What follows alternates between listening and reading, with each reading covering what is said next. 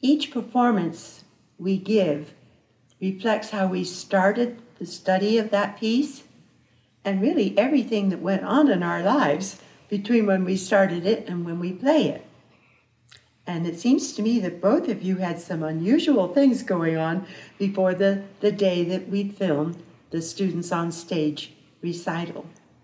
Do you remember what you had to do right before the recital, Spencer? Right before the recital, I was on a 6-mile hike. With the Boy Scouts. 6 miles is a long way to walk and then dash over. Well, I don't think you ran here, but get driven over here and sit down and play the way you two did. What were you doing before the recital? I went to India for 30 days, and when I came back, it was a 36-hour plane back. She told me just before the recital that she was totally exhausted with a big smile. And this is typical of Anjana. She's always ready to do whatever there is to do. So you both had very taxing things to do. You were at a Boy Scout camp. That's exciting, a lot going on. You went to India, and though you were born there, when you go from one country to another, it's very exciting. So congratulations on your quick recovery, both of you. Now, what was there, when we started the madrigal duet that you played on the recital, what was tricky about the rhythm?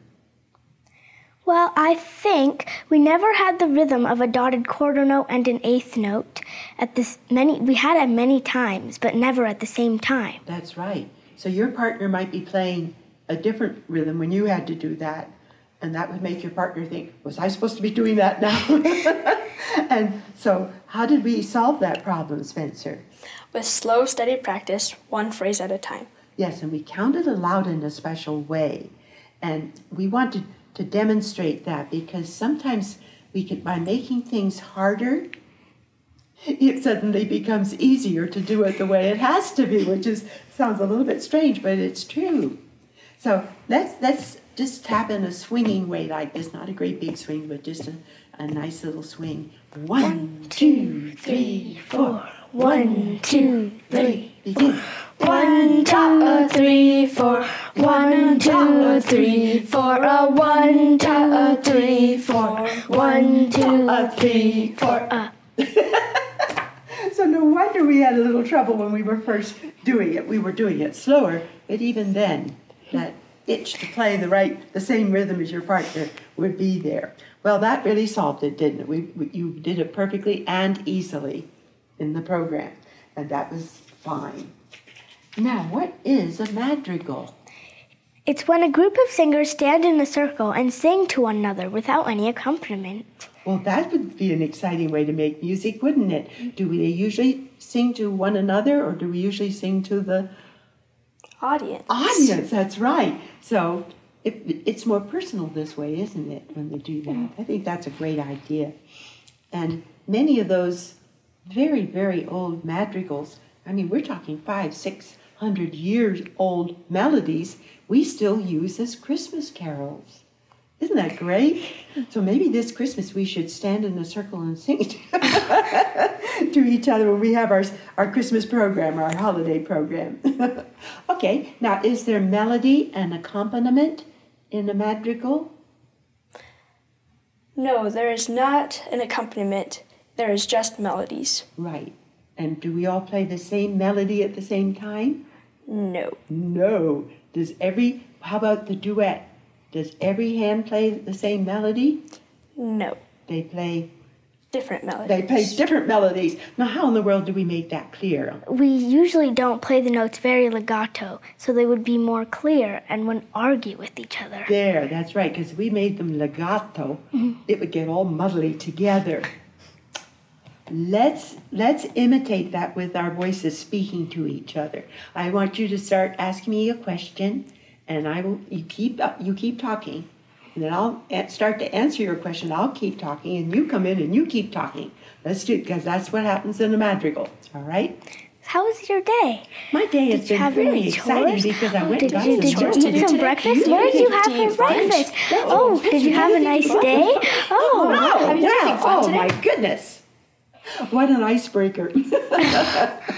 All right. So now, this is why we have to be very specific with the way we play the notes in the madrigal. Each melody has to be clear, but if we make it too legato, let's make our voices go.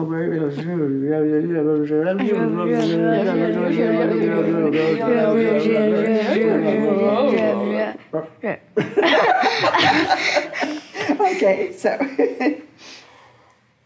now with the melody, a separate one in each hand, then we're saying different things at a different time.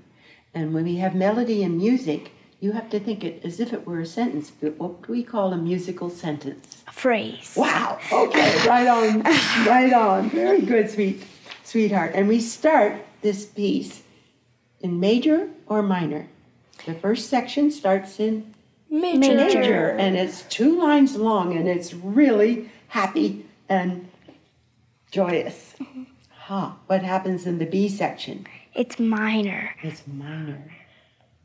But we play it softer, because if we played it too loud, it would probably sound like a horror story. Oh, we don't want a horror story in the middle of a madrigal. That would be unthinkable. All right, darling. So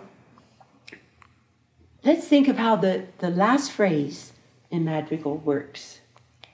Well, the last phrase starts in minor, but ends in major. How in the world do you do that, Spencer? By switching to... And what did you do when we come to the very last measure? What did you do? On the very last note, we switched back to major. That's right. And how did you prepare the audience for that? We waited just a little bit longer than the music said to. Yes. So you had the audience on the edge of their chairs. What's going to happen next? And then did you play the last note loud? No, we played it soft. Very soft. Very soft. Now, I want to compliment both of you. Have you ever played the ending the way you did on the recital? No, I think I guess our mind just acted on its own. Right. And the thing that was so remarkable about that, you were true artists when you did that, because you had never discussed it, you had never tried it, and yet you worked together as a perfect team to slow down, get enough softer, and wait for that last picardy third, right? And that was magic. It was a magical moment in your performance. And I wanted to get up and cheer when you did that, because I knew that you were true artists at that moment. And you're how old? I'm going to be... No, how old are you now? Well, I'm 9 now. You're 9 years old now. You'll be 10 next month. But back then in July, September was further away. Do you have a question you would like to ask me, Anjana? Yes, I have one. How does ensemble music help us learn and play better? Well, that's a very good question, dear. And it's something you have experienced, so my answer will mean all the more to you. Let me think for a moment. It seems to me that one of the most important advantages is that you have to learn to listen not just to what you're playing, but to what your partner is playing. And you have to balance the two so that the accompaniment isn't too loud for the melody and the melody isn't too weak for the accompaniment. And that your partner, especially in madrigal, is playing a very different part than what you are playing in your part. The rhythms, as we demonstrated, are really quite tricky.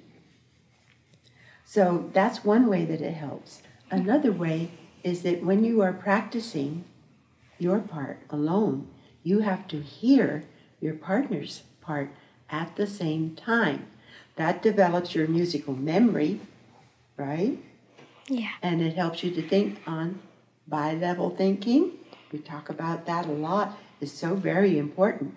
And in a sense, that's tri-level thinking, because you're thinking your part, his part, and what am I playing now, you see. So it's a very important aspect of making music. I also think it is a great deal of fun. I hope you agree with me. Because when we make music together, it's a joyous event. Well, even when we make it by ourselves, but it's especially joyous when we make it with someone else. And so I'm glad that my students always welcome ensemble music in their assignment. That was a good question. Thank you, dear. Do you have one for me, Spencer? Yes, Mrs. George. Why did you create the Artistry at the Piano program? Because we were asked to. We weren't asked to create this particular program, but my husband and I had about over 90 books in print, and teachers and students really liked them. And so one of the publishers asked us if we would write 3 piano courses. We thought about it, and we didn't think it was necessary to have a course for very young students, average age students, and adult students. Just write one course really well, and then everybody can make use of it. Mm-hmm. So the thing of it is, that took a while to do, and a lot of planning. And I had been teaching really since I was quite young. In kindergarten, I started to teach. Because my brother was older than I. He was 7 years older than I, and he was my first student. Oh. So things went on from there, you see. But that's a good question. There are a lot of piano courses in existence. At the time that I began my research to write Artistry at the Piano, there were over 150 piano courses available. Wow. And that's a lot. So I don't know how many there are now, but it's more. Good question, dear. Thank you. I want to emphasize to you how important it was what you did with the ending of your performance on the recital. A lot of students have trouble doing what they intended to do, the way they intended to do it. But you found a new way to play that ending that I think was absolutely wonderful. It was thrilling to listen to. I can hear it in my musical memory. I can hear exactly what you did at every moment in that last phrase, because you just implanted that music in my mind and my heart. And that's the way we always want to play. You see, we want to be making a statement for our audience that they can respond to and be glad that they've heard it. So I commend you both. You are true artists at age 9 and age 11, which is a wonderful thing to say and mean, and I do mean it. So congratulations. Thank you for being here today. It was fun to talk with you, and I just so enjoy working with both of you and both of you together, as well as your private lessons. So I will see you soon for your private lessons. Thank you and goodbye, Anjana. Thank you and goodbye, Spencer.